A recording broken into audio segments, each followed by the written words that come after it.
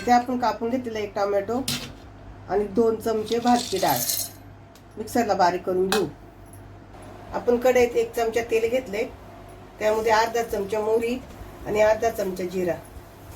जिरं चांगलं तडतडलं की त्यामध्ये कढीपत्ता आणि 1 मिरची आपण बारीक गॅस ठेवलाय. आता त्यामध्ये एक कांदा घालायचा उभा चिरलेला. थोडासा गुलाबी कलर येईपर्यंत परतून घेऊया. कांदा परतायला मी मोठा गॅस केलाय. तर कांदा आपला गुलाबी कलर झालेला आहे. आपण गॅस बारीक करू, वाटण टाकून घेऊया त्यामध्ये.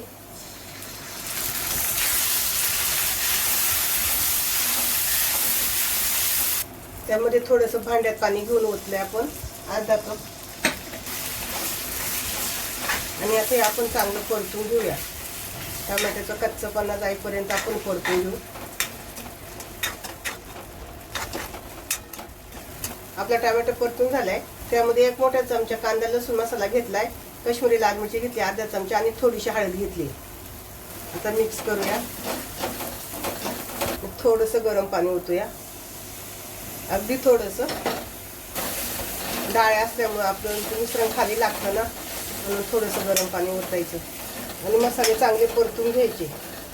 इथे आपला मसाला परतून झालाय. आता यामध्ये आपण गरम पाणी ओतूया.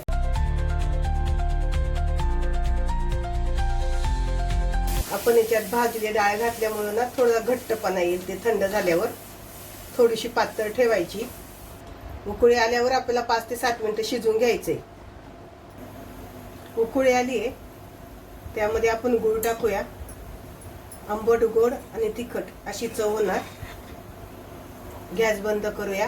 तुमच्याकडे कोथिंबीर असेल तर कोथिंबीर टाका वरतून. तुम्हाला जर डाळ खाऊन कंटाळा आला असेल तर हा रस्सा नक्की बनवून बघा आणि कसा झालाय मला कमेंट करून नक्की सांगा.